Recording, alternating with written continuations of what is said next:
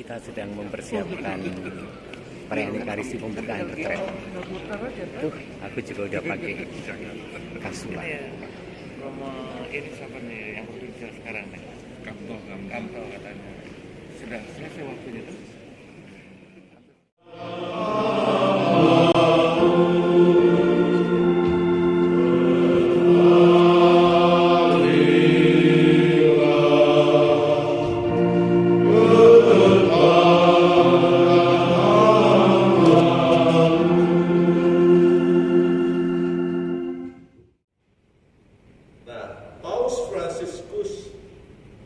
Mengagetkan seluruh jagat Katolik ketika dia memilih nama Fransiskus sebagai nama pelindung dalam konteks kepausannya.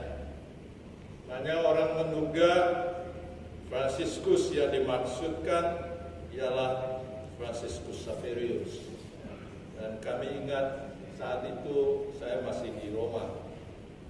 Di komunitas kami di General Latko FM, waktu dia terpilih, kita tanya siapa orang ini. Untungnya ada teman kami dari Argentina, dia memberitahukan bahwa dia kardinal ini dari Argentina, dan dia memilih nama Fransiskus. Semula memang orang mengatakan ya dia memilih Fransiskus Xaverius, tapi kemudian dia sendiri esoknya menegaskan bahwa pilihan nama itu ialah Fransiskus dari Assisi. Pilihan nama itu bisa tergantung interpretasi kita masing-masing.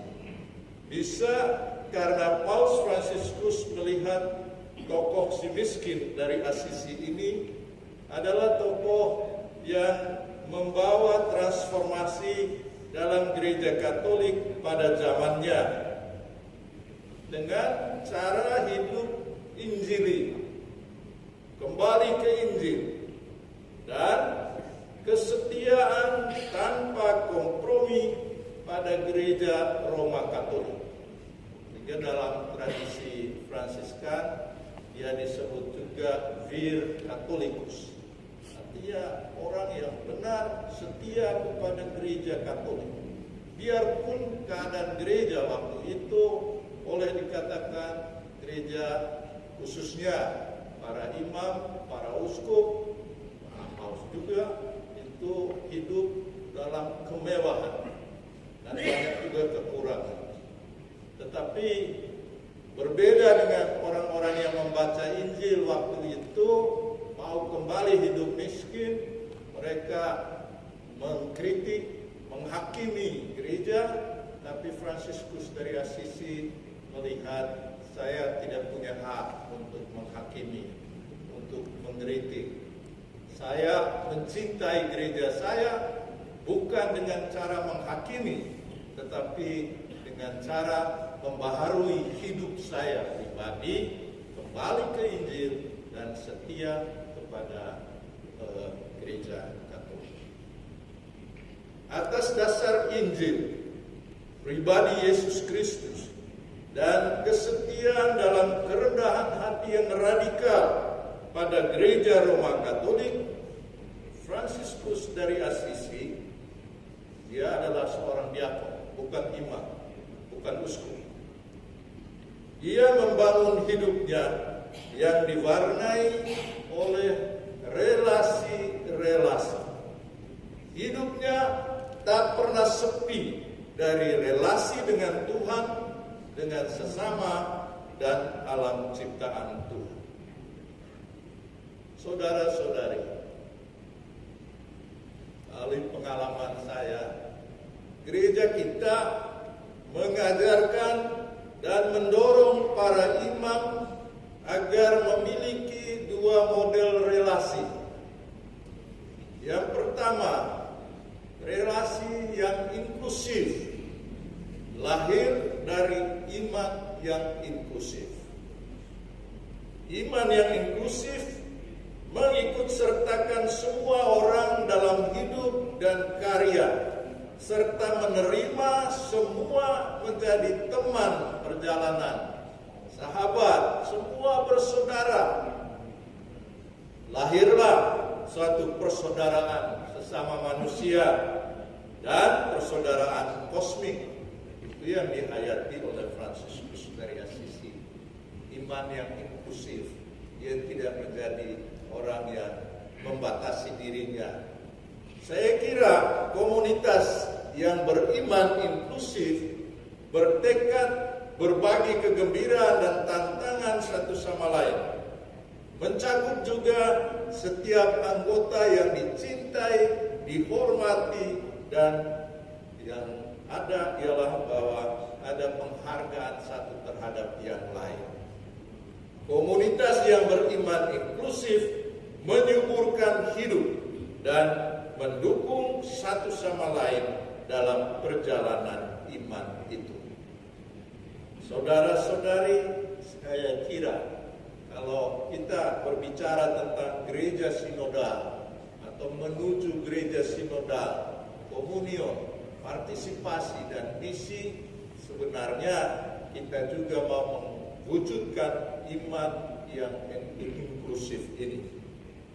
Jadi atas dasar iman yang inklusif, kita para imam membangun dan harus mengembangkan relasi yang inklusif.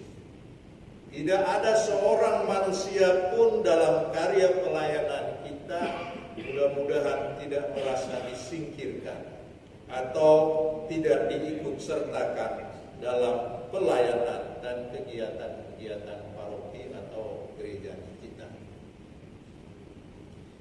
Relasi yang kedua, seorang imam, tentu saja uskup ya, menghidupi relasi yang eksklusif atas dasar iman yang eksklusif. Eksklusivitas relasi seorang imam dalam hal ini adalah relasi dengan Tuhan Allahnya, dengan Tuhan Yesus Kristus. Ada relasi yang eksklusif, yang amat pribadi dengan Yesus ini. Jadi imam itu membangun hidupnya dengan satu relasi yang eksklusif dengan Tuhan. Dalam rumusan lain ialah bahwa imam ini punya relasi alone with God. Just you and God. Nah, seringkali hal ini agak sulit diwujudkan. Bisa jadi karena banyak kesibukan kita. Atau mungkin lebih parah lagi, kalau kita menanggapi kehadiran Yesus dengan terlalu menekankan karya pelayanan, menolong orang sakit, membangun kehidupan ekonomi gereja, menyiapkan tempat-tempat ziarah yang bagus-bagus. Tapi kita sendiri tidak membangun relasi pribadi dengan Yesus itu. Jadi sisi Yesus yang berdoa, yang kita tahu dari kitab suci, begitu dia tekankan, mungkin itu juga hilang dalam konteks pelayanan kita. Karena barangkali kita amat berbelas kasih kepada orang-orang lain, orang-orang yang membutuhkan sikap belas kasih kita. Tetapi bisa jadi akhirnya kita melupakan sisi lain, di mana Yesus sendiri mengambil waktu untuk ada sendiri dengan Bapanya. Nah, saudara-saudari, bagaimana cara seorang imam untuk memiliki hubungan eksklusif dengan Tuhan ini? Hemat saya, ini hal sederhana saja. Tapi tekanannya berbeda. Kita kembali ke sumber terpercaya iman kita ialah kitab suci. Kita menyediakan waktu setiap hari untuk membaca kitab suci dalam semangat doa dan sembah bakti, tapi membaca sendiri, alone, bukan membaca untuk orang lain. Jadi membaca alone, bukan dengan umat, bukan pula dengan sesama imam, bukan pula dalam rangka mengajar atau membuat homili. Apakah kita membaca sendiri, alone, dengan Tuhan itu? Lalu hal yang kedua yang sederhana pula, berdoa pribadi dalam bentuk meditasi pribadi. Meditasi atau doa alone. Bisa juga doa rosario, tapi alone, saudara-saudari. Berdoa dengan mendengarkan kehendak Tuhan. Bukan hanya berdoa bersama umat atau teman imam di komunitas kita. Kalaupun ada doa bersama teman imam di komunitas, mungkin juga tidak ada. Lebih parah lagi kalau tidak ada doa alone dengan Tuhan itu. Bagi saya ini amat penting kalau kita mau mengatakan relasi yang eksklusif dengan Tuhan. Jadi kita spend alone time with God, talking and listening to God. Sediakan waktu khusus untuk alone with Him atau dengan Allah itu. Bisalah kita lihat dalam hidup kita sehari-hari.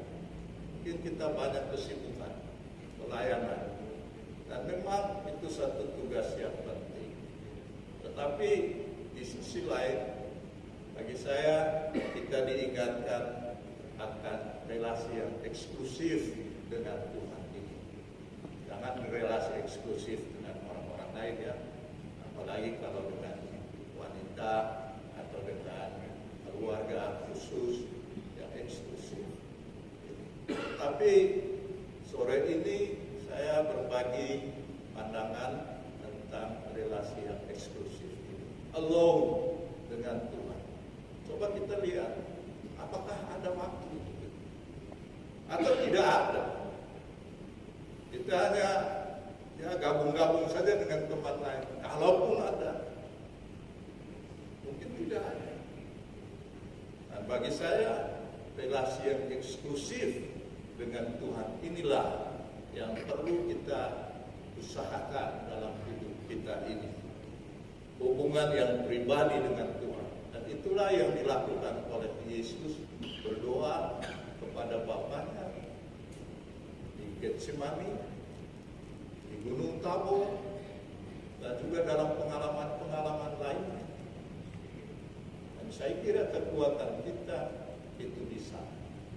Relasi yang eksklusif ini akan membantu kita untuk mewujudkan karya pelayanan kita yang inklusif. Karena karya pelayanan kita bukan pelayanan untuk orang-orang tertentu, suku tertentu, agama tertentu, tapi kita memberikan pelayanan kepada semua orang. Karena iman kita adalah iman yang inklusif. Tapi sumbernya pada relasi pribadi yang eksklusif dengan Tuhan, alone with God. Dan saya kira mudah-mudahan retret ini membantu kita untuk mentransformasi hidup kita, agar kita sungguh pulang nanti kita atur waktulah alone, tidak perlu dengan imam lain, sendiri 30 menit, 40 menit, 1 jam berdoa rosario pribadi atau tidak. Saya lihat dalam gereja saya di Kusupan Bogor ini, para imam, saya senang membangun tempat-tempat doa, taman-taman doa, kapel adorasi. Tapi kalau saya tanya, berapa lama imam duduk di sana? Berapa jam? Ya, dijawabnya sulit. Karena itu disediakan untuk umat, bukan untuk dia. Berapa jam berdiri di hadapan Taman Doa Bunda Maria, ambil doa rosario dan berdoa sendiri, alone. Saya pernah tanya seorang diakon, calon, kamu doa pribadi di mana? Dia katakan, doa pribadi di kamar. Saya bilang saya tidak percaya. Itu hanya alasan saya. Doa pribadi di kamar. Banyak kesulitan yang akan kita alami dengan doa pribadi dalam kamar kita. Doalah di tempat ada kapel adorasi. Padahal di samping pastoran itu ada kapel adorasi. Dan malam hari tidak ada lagi umat yang lain yang datang. Ada juga Gua Maria. Nah inilah yang saya maksudkan tadi, para imam sekalian, Bapak Uskup dengerin kita, maksud saya juga, ini kita spend time alone dengan Tuhan. Sehingga kita benar-benar mendengarkan bisikan Tuhan itu sendiri. Bukan terganggu oleh orang lain, tapi oleh Tuhan sendiri yang berbicara kepada kita. Semoga retret ini dengan bantuan suster dan juga Romo Pablo kita mulai membaharui diri, dan menurut saya pembaharuan itu mulainya dari kembali kepada Kristus, pribadi Kristus, kembali ke Injil. Dan itulah yang dibuat oleh Santo Fransiskus. Dan saya kira Paus Fransiskus mengajak kita juga untuk kembali ke Injil dan setia kepada gereja Katolik kita. Kita mencintai gereja Katolik kita, mencintai uskup kita yang mungkin gayanya seperti itu, teman imam kita. Jangan sampai kita malah mengkritik, menghakimi, dan menimbulkan hal yang tidak baik dalam gereja kita. Cukuplah orang-orang yang tidak suka dengan gereja itu mengkritik, menghakimi. Kita yang adalah anggota gereja ini tahu ada kelemahan, ada kekurangan kita. Tapi menurut saya, itu prinsip saya mau mengikuti teladan Fransiskus dari Assisi. Dia tidak menghakimi, dia mulai membaharui diri dan kembali kepada Kristus. Tuhan memberkati. Amin.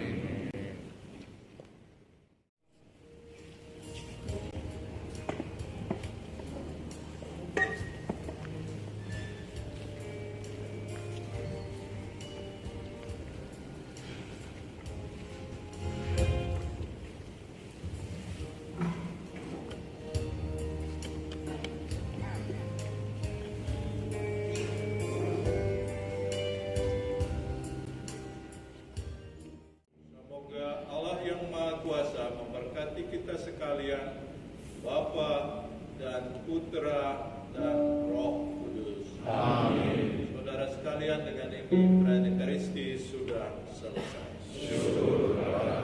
Marilah pergi kita diutus. Amin.